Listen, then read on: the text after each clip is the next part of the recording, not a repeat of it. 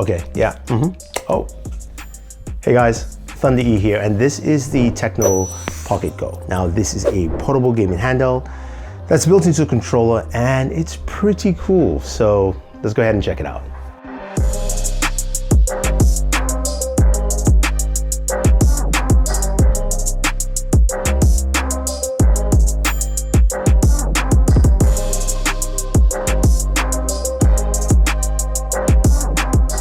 This isn't your traditional gaming handheld, especially in the day and age when you have things like the Steam Deck, the ROG Ally X, the Legion Go, and so on and so forth. There are many from different companies. Those are very standard affairs with a display in the center. Your big control handles are on either side. Tecno decided to go a different route, and I applaud them for that because they're not a gaming company, they're a phone manufacturer. But I like what they thought about with the Pocket Go. This is a singly housed gaming console within a controller. That's it. But what I like about this is it allows you for multiple points of viewing. Now, my unit that came from Tecno came with the Pocket Vision, which is their pair of AR glasses, connects via USB Type-C to your Pocket Go. But your Pocket Go can connect to either your TV via Type-C to HDMI, to a monitor, to a portable monitor, whatever you want to. As long as it has the USB Type-C connectivity, you're good, right? That is pretty cool. But let's take a look at the hardware of the Pocket Go first, and then we move forward because this is a very interesting console. As a console, as a controller, I like the fact that you can just pick it up and start gaming, and that's it. This has a kind of like hard plastic shell feel. Kind of looks like it's a prototype, does feel a little bit like a prototype. It's not refined on the edges, but I kind of like that at the same time. Now, you've got your standard Xbox layout with your thumbsticks, XYB buttons. The D-pad is very similar to the Xbox Elite controller, the very first one. Not a fan of it, and it shows, especially when playing Street Fighter.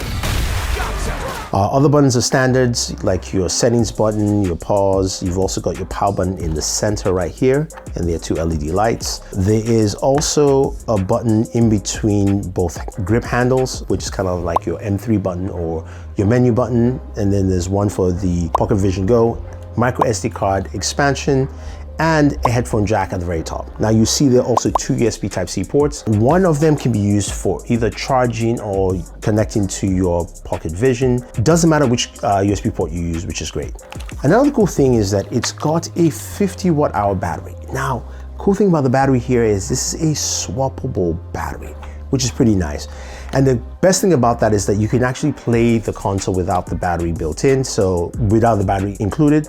So you can swap it out whenever you want to, especially if you're charging and you've got an extra battery, you've got a long road trip or a long flight, whatever the case may be. So that's the Pocket Go. Then we have the Pocket Vision, which can be sold separately or bought together. Now this is our standard AR glasses. You can fine tune your viewing for each eye with kind of these rotator dials here for each eye. Quite comfortable, it's got speakers built in, and is pretty straightforward. So that allows for the general gaming experience. So what is it like playing on this? It's quite interesting. You've got enough power on the console itself. It's powered by the Ryzen 7 8840HS. Great processor, a lot of performance in there. You can get up to 1 terabyte of storage, 16 gigabytes of RAM. It's running Windows operating system, and Tecno currently doesn't have enough of an overlay to excite me. And that's where my first gripe begins. If you want to set it up, plug a keyboard and mouse. Honestly, that is the easiest way to go through with this console. I had a lot of trouble trying to use just the thumbsticks and some of the buttons to download my games, set up the stores, whether it's Steam or any other game store you use. I eventually just plugged in a mouse controller via dongle, and I was able to do that quite quickly. After everything was set up, the gaming performance is where things really impressed me. And what I liked about it is that no matter where I was, and that's the great thing about the Pocket Vision, and you can do it with any other console to be fair, is I could play anywhere. You know, whether I was laying down on the floor, on the couch, sitting down, or even number two. You get the idea. You can actually do that quite effectively. Now, speaking of the performance, I know you're thinking, Thunder E, you're drifting off. What about the gameplay? Let's start off with Street Fighter 6. Street Fighter 6, I was able to play at the settings you see on screen, 1080p, kind of, I believe, medium settings. And able to get about 52 to 56 frames, sometimes 60 depending, which is pretty solid. Performance was great. ran well, had no hiccups on there. Then I went ahead and played some Forza Horizon 5. Now, Forza Horizon 5, this gave me a solid 60 frames per second at 1080p. Low settings as well, as you can see in the settings page there. But performance really smooth. Also, it was very responsive. The controls actually felt very responsive when turning, trying to make those corners and all that fun stuff. The game played and handled very well. And then, of course, finally, Cyberpunk 2077. I wanted to see how well I could get my performance up here. And this of course is an AMD processor, so I made sure I had FSR on and set at 1080p, lowest settings possible.